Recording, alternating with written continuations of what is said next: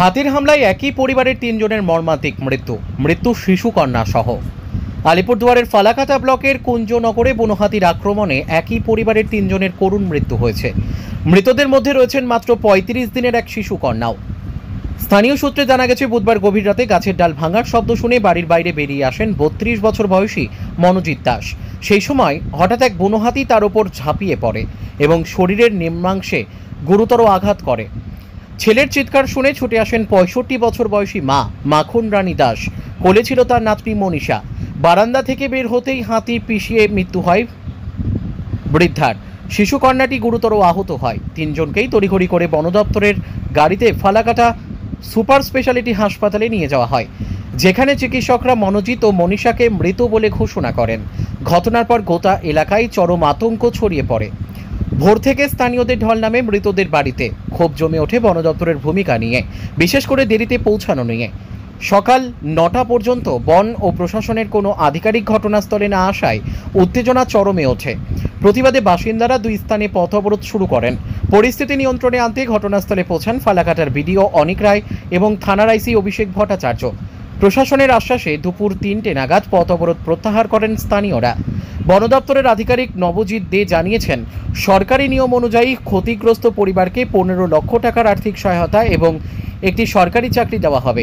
তিনি বলেন, ঘটনাটি অত্যন্ত মর্মান্তিক। এই দুঃসময়ে আমরা পরিবারটির পাশে রয়েছি। ব্যুরো রিপোর্ট, আমাদের টিভি। ক্ষতি হয়ে গেল, কি বলবেন? ডিপার্টমেন্টের ভূমিকা নিয়ে কি বলবেন? ডিপার্টমেন্ট ভালো ডিউটি করে নাই, ভালো ডিউটি করে দেয়। বাড়িতে উঠানে আইসে বাইরে রেখে গেল। দুইজন ৩জন করে, একজন না, পরিবারে 3 জন লোক মারা গেছে। ডিপার্টমেন্টের লোক বলে পিছনে পিছনে আসতেছিল, ওদের লাইট ওই লাইটটা ওইখান থেকে আলো করছিল, আলো দেওয়া পরে এখান থেকে আসে মাকে এখানে পালা দিয়ে গেল। ডিপার্টমেন্টের ডিউটিটা কি করলো তাইলে? ওদের লাইট দেখে তো ওকে ধরছে হাতিটা। ওরা তো দৌড়ে আসতে পারতো, আর ওরা তো অত রাত্রি যে হাতি বের হয়েছে ওরা জানে, ওই জন্য কিন্তু ওরা লাইট নিয়ে আসছিল। তাহলে ওরা তো অ্যানাউন্স করতে পারতো যে আমরা অ্যানাউন্স করে দেই কেউ যেন বাইরে বের হয় না, তোমরা সতর্ক থাকো, তোমরা সতর্ক থাকো। ও বাইরে বের হয়েছে বাথরুমে যাওয়ার জন্য, একটু শব্দ হচ্ছে ওই জন্য ও ওইদিকে গেছে। ঠিক আছে, ওদের লাইটের আলো দেখেই কিন্তু হাতি তাড়া করছে একে। তাহলে এটা তো বাড়ির ভিতরেই বলো, বাড়ির ভিতরেই আসছে, কেন আসবে? তাহলে ওরা তো পিছু ওরা তাহলে ওদের ডিউটি ঠিক রাখে নাই। ওরা তাহলে তো আসতে পারতো, লাইট নিয়ে তাড়াতাড়ি আসতে পারতো। সঙ্গে সঙ্গে ওরা আসেনি না, তা ওকে মাসতে তারপর আবার এসে বাড়ির না একটা লোক বাড়ির ভিতরে তাকে এসে ধরে আবার মেরে হাতি চলে গেছে। তারপর ওরা আসছে। কতক্ষণ পরে আসছিল? 5-10 মিনিট পরে, মানে 3 জন মারা যাওয়ার 10-15 মিনিট পরে, 5-10 মিনিট হবে না, 10-15 মিনিট হবে। তার কারণ একজনকে মাসতে তারপর হাতি আসছে, আর একজনকে বাচ্চাটা নিয়ে এখান দিয়ে দাঁড়ায় ছিল। তাহলে বাড়ির ভিতর এসে মেরে যায়, তাহলে ফরেস্ট ডিপার্টমেন্টের লোক কি করে? ওদের তো সাবধান করা উচিত ছিল।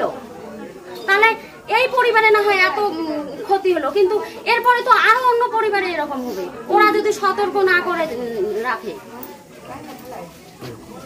আমি এখন চাই, আমার আর কিছু বলার নাই, তো আপনারা যদি কিছু করতে চান তাহলে ভালো কিছু করেন, যেন অন্য পরিবারে এরকম আর হয় না।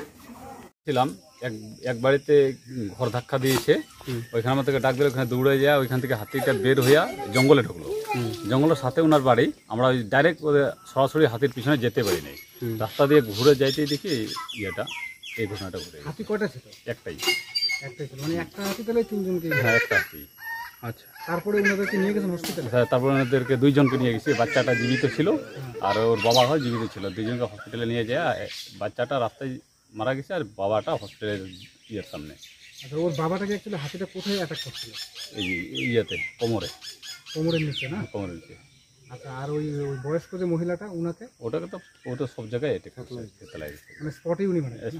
ওনাকে হাসপাতালে নেওয়া হয়নি? ওনাকে হাসপাতালে বাচ্চা লোককে আগে নিয়ে গেছি, তো ও তো স্পটকে তো বাচ্চা লোককে বাঁচার চেষ্টা করছিলাম, কিন্তু পারলাম না। মানে উনি ঘটনাস্থলেই মৃত্যু হয়েছিল? হ্যাঁ, ঘটনাস্থলে। বাচ্চাটাকে তো হাতিটা অ্যাটাক করেনি মনে হয়? না, বাচ্চাটা মনে হয় ওর ঠাকুরমা কোলে ছিল, তো ও ঠাকুরমাকে করতে যেয়ে ওই বাচ্চাটা পড়ে গেছে মাটিতে, পড়ে ধাক্কা লাগছে। আপনার নাম? কানুর ছিল। আচ্ছা, আপনি মানে বন দপ্তরে কি মানে কিসে কর্মরত? এটা এডিসি থেকে ডিউটি। দাদা, এই যে হাতির হানায় একই পরিবারের 3 জনের মৃত্যু, কতটা আতঙ্কিত রয়েছেন আপনারা? আমরা ভীষণভাবে আতঙ্কিত যে বনহাতি এসে 2 কিলোমিটার ফরেস্ট এখান থেকে, তার ভিতরে এসে বস্তির মধ্যে এইভাবে একই পরিবারের 3 জনকে নৃশংসভাবে হত্যা করবে, এটা খুব দুঃখজনক ঘটনা। এটা আমরা মানতে পারছি না।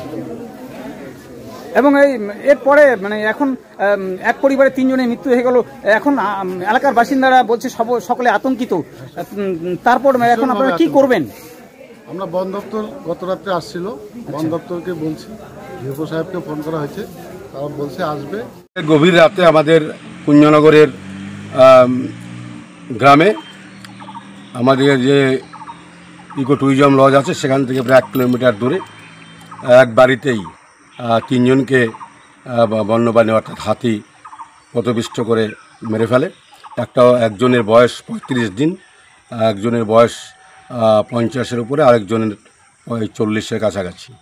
3 জনকে মারে। আমরা খুবই মর্মাহত, শোকাহত। আমরা পরিবারের পাশে আছি। আমরা আমাদের এই এলাকার সমস্ত লোক ওনাদের পিছনে দাঁড়িয়েছে এবং রাতের থেকেই দ্রুততার সাথে কাজ করছে এবং সেই সঙ্গে বন দপ্তরের কর্মীরাও আমরা খবর নিলাম, সেখানে রাতের থেকেই খুব তাড়াহুড়োর সাথে তারা সহযোগিতা করছেন, কাজ করছেন। আমরা আশা রাখি আগামী দিনে এই বন দপ্তরের কর্মীরা যাতে এই এলাকায় আরও একটু পাহারা নজরদারি বাড়ায়, যাতে গ্রামের মানুষ আর ক্ষতিগ্রস্ত না হয়, যাতে মানুষ প্রাণ না হারায় বন্যপ্রাণীর দ্বারা, এই আহ্বান রাখি। আমরা পরিবারের পাশে আছি, পরিবারের পাশে থাকব। আমাদের কর্মীরা সকাল থেকেই রাত থেকেই আছে। আমরা আশা রাখি একদম দাহ অবধি আমাদের লোকেরা থাকবে, আমরা থাকব। নমস্কার। একই পরিবারের 3 জনের মৃত্যু হয়েছে, খুব মর্মান্তিক ঘটনা। বন দপ্তরের ভূমিকা নিয়ে প্রচণ্ড ক্ষোভ এলাকাবাসী, কি বলবো? বিষয়টা হচ্ছে রাতেই আমি খবরটা পেয়েছিলাম, ঠিক আছে, এবং সেই সময় এই এলাকায় আমার যারা পরিচিত আছে তাদের সঙ্গে আমি কথা বললাম। বন দপ্তরের লোকে এসে তাদেরকে উদ্ধার করে এবং হসপিটালে চিকিৎসার জন্য ওরাই নিয়ে যায়। তো রাতের বেলা বন দপ্তরের ভূমিকা ঠিকই ছিল, কিন্তু আজকে সকালবেলা যখন আমি এই অন স্পটে আসি, তো এখানে বন দপ্তরের এখনও পর্যন্ত কেউ আসেনি। সেই ব্যাপারটা নিয়ে এলাকাবাসীর একটা ক্ষোভ আছে, কারণ একই পরিবারের 3 জন মারা গেল, এটা খুবই একটা দুঃখজনক ব্যাপার। এটা সমবেদনার জানানোর ভাষাও নেই। এমনি এই পরিবারের পাশে তো আপনারা আছেন, অবশ্যই সর্বোত্তভাবে আমরা সহযোগিতা করব এবং সরকারি যা নিয়ম আছে, বন দপ্তরের যা নিয়ম আছে, তাদের থেকে যে সুযোগ সুবিধাগুলো পাইয়ে দেওয়া যায় সেরকম সমস্ত চেষ্টাই করব। আর একটা বিষয়, ওখানে কিছু এলাকাবাসী একটা অভিযোগ করলো যে বারবার কুঞ্জনগরে হাতি বাইসন কেন ঢুকে পড়ছে, তার একটা কারণ হচ্ছে কুঞ্জনগর জঙ্গল ঘেঁষা, বালি পাথরের একটা অবৈধ ব্যবসা বা কারবার চলে। হ্যাঁ, তার জন্য যে ফেন্সিংটা থাকে সেই ফেন্সিংটা পর্যন্ত খুলে দেওয়া হয়। এই অবৈধ বালি পাথরের ব্যবসার বা কারবারের জন্য এই এলাকায় হাতি বাইসনের তাণ্ডব দিন দিন বাড়ছে। এই অবৈধ কারবারটা নিয়ে কী বলবো? না, বালি পাথরের অবৈধ ব্যবসা এখানে চলছে কিনা এটা সেটা বৈধ কি অবৈধ সেটা আমি বলতে পারবো না, ঠিক আছে। তবে এখানে বালি পাথর রাস্তা দিয়ে যায়, সেটা আমাদের নজরে আসে। হ্যাঁ, এবার শুধু কুঞ্জনগর নয়, এই হাতি বাইসনের যে আক্রমণ বা এরা হচ্ছে একেবারে যদি আমরা দেখি প্রত্যেকটা এলাকায় কিন্তু ঢুকে যাচ্ছে। আজকে খাউচাঁদ পাড়াতেও একই অবস্থা, ময়রা, লস্করনব্বি, ময়রার ডাঙ্গা, এখানেও প্রতিনিয়ত হাতি ঢুকছে, ক্ষেতের ভুট্টা খাচ্ছে, কারণ ভুট্টা হচ্ছে লোভনীয় একটা খাবার, সেই খাবারের লোভে আসছে। এখন এই বর্ষাকালে প্রত্যেক বাড়িতে কাঁঠাল পাকছে, সেই কাঁঠালের গন্ধও কিন্তু হাতি ছুটে আসে, কারণ এটা তাদের একটা লোভনীয় খাবার। আমি গ্রামবাসীদের উদ্দেশ্যে একটা কথা বলবো যে আমাদেরও প্রত্যেকের কিন্তু একটু সচেতন হওয়া উচিত। রাতের অন্ধকারে যখন আমরা ঘর থেকে বের হব, আমাদের খুব সতর্কভাবেই বের হওয়া উচিত মনে করি আর কি। কারণ গতকাল যে ঘটনাটা ঘটেছে, প্রকৃতির টানেই মনোজ দাস, যার বয়স 32, সে ঘরের থেকে বাইরে বেরিয়ে আসছিল, সেই সময়েই কিন্তু হাতি তাকে আক্রমণ করে এবং তার চিৎকার শুনে তার মা মাখনরানী দাস, বয়স সম্ভবত 65 হবে। মনোজ দাসের শিশুকন্যাকে কোলে নিয়ে, এই শিশুকন্যার বয়স 35 দিন, তাকে কোলে নিয়ে কিন্তু বাইরে বেরিয়ে আসে এবং তার চিৎকার শুনে হাতি মনোজ দাসকে ঝেড়ে ওই মাখনরানী দাস এবং এই বাচ্চার উপরে আক্রমণ করে এবং ঘটনাস্থলে 3 জনের মৃত্যু হয়। আপনার নাম? আমার নাম মানিক রায়, খাদ্য কর্মাধ্যক্ষ, আলিপুরদুয়ার জেলা পরিষদ।